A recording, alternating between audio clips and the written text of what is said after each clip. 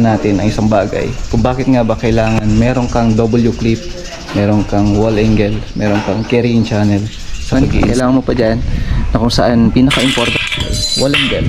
So ito ba ay pantay, kung maganda kasi na papalig ganyan siya gagalaw.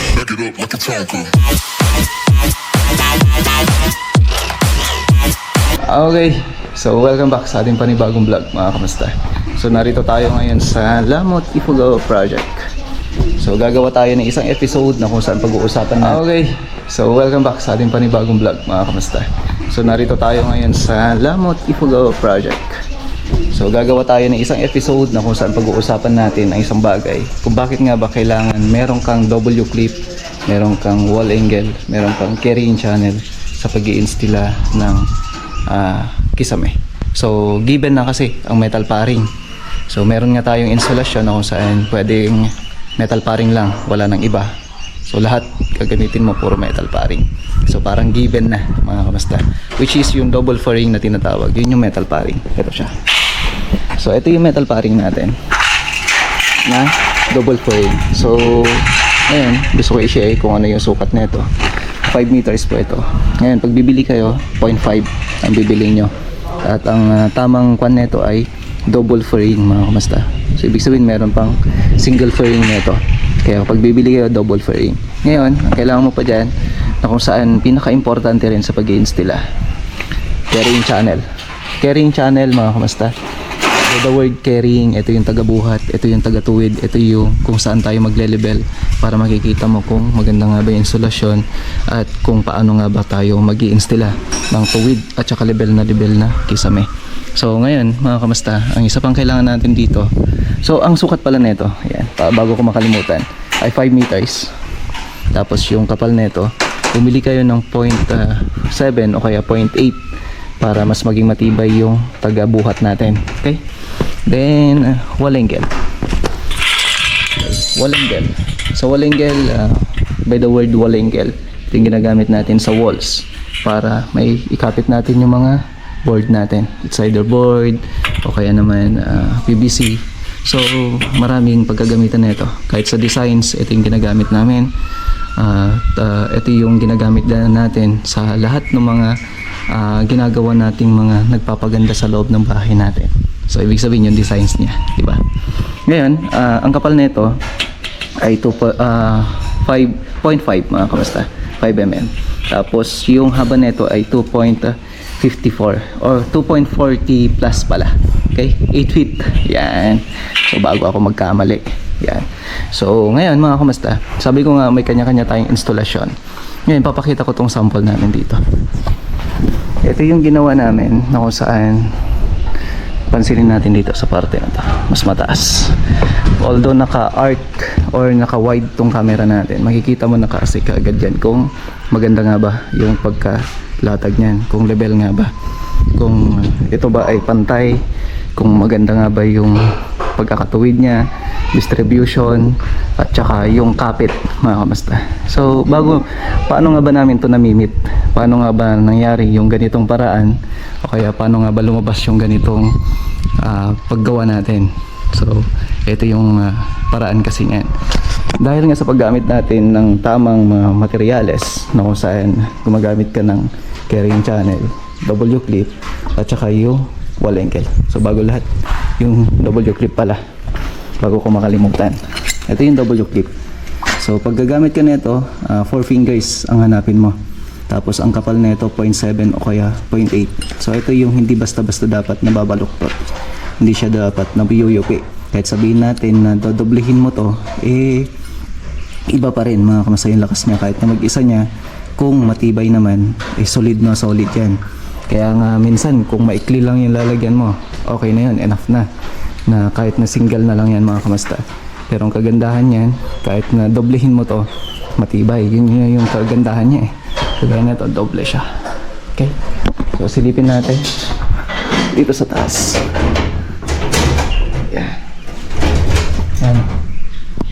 Sa baliktaran mga kamusta, no? So ngayon papakita ko sa inyo yung sample ng paglalagay natin at kung bakit nga ba kailangan natin ng carrying channel. Carrying channel, ito siya.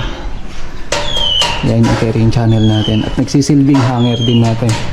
So yung ginagamit natin na hanger, kung saan ito binobolt na natin to para may kapit natin sa ating mga slab. So huwag kayong kukuha ng masyadong malaki na slab natin, which is pwede kayo, ng bolt natin, pwede kayong gumamit ng mga anchor bolt na kung saan ang laki lang niya ay 1/4.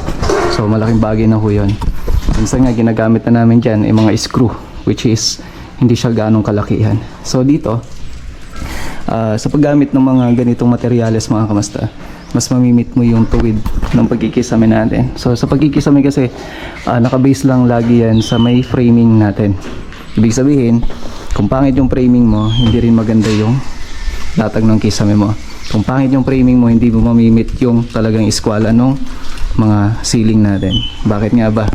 Kasi syempre, kung pangit yung level niya, una pa lang, level pa lang, masisira ka na kaagad. Kasi nga, hindi mo na alam kung paano mo tutuwirin yan.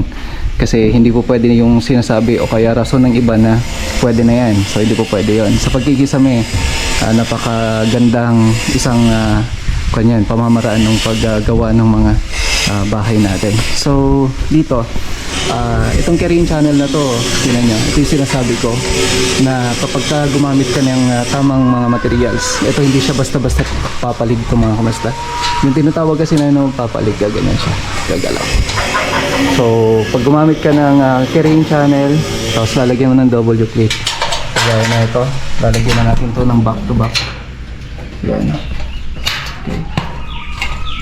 Yan. So hindi na siya gagalaw. Yan ang kagandahan niya. Tapos yung metal paring natin, sigurado kang tuwid po yan hanggang doon. Yan yung sinasabi ko na dapat gumamit ka ng ganito. Kasi alam nyo ba, na ang nilelevel nyo na lang dito ay yung carrying channel, hindi na tong metal paring. Kasi nga, pag oras na nakalibel na to, pare-parehas na yung hanger niyan, pare-parehas na yung level niya. So ibig sabihin, pag naglagay ka ng metal paring, tuwid na ho yan lahat. Tingnan nyo. Okay? Kita niyo yan? Kahit na nakadito ka, kahit na naka-wide yung camera natin, mapapansin mo yan na tuwid. So, pinaka-importante, sabi ko nga, dapat gumamit din kayo ng appropriate na kagamitan, materials para sa pagkikisame. Tapos dito naman, syempre wall angle natin. Ito wall angle, ang advantage nito, mas mura compare sa metal paring. Tapos mas madaling mag-design, mas madaling magkabit kung may wall angle ka. Okay?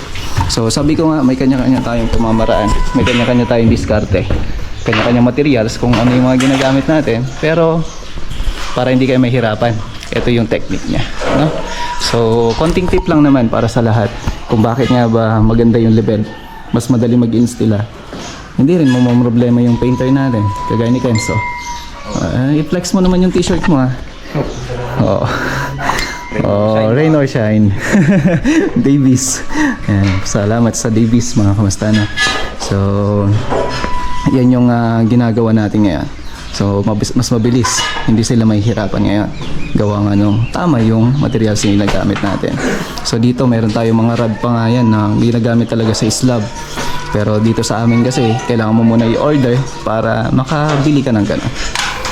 Ayos. So eto, pakaabangan nyo to. Mapapansin nyo to kapag meron na yung PVC natin kung saan mas makita mo yung tuwid na sinasabi ko. So sa ngayon, papatapos ko muna yung pintura na ito kasi yun yung ginagawa ng tropa ngayon. At pag natapos yung pintura, then install na natin yung ating PVC ceiling mga kamasta. Okay? So sa ngayon, yan na muna yung may share ko sa inyo mga kamasta. Maraming salamat sa inyong panonood. At pakaabangan nyo pa po yung mga konting tip natin sa paggawa natin ng kisame, lalo sa mga designs ng ating mga bahay. Okay, so mag-ingat po kayo lahat. God bless everyone. Bye!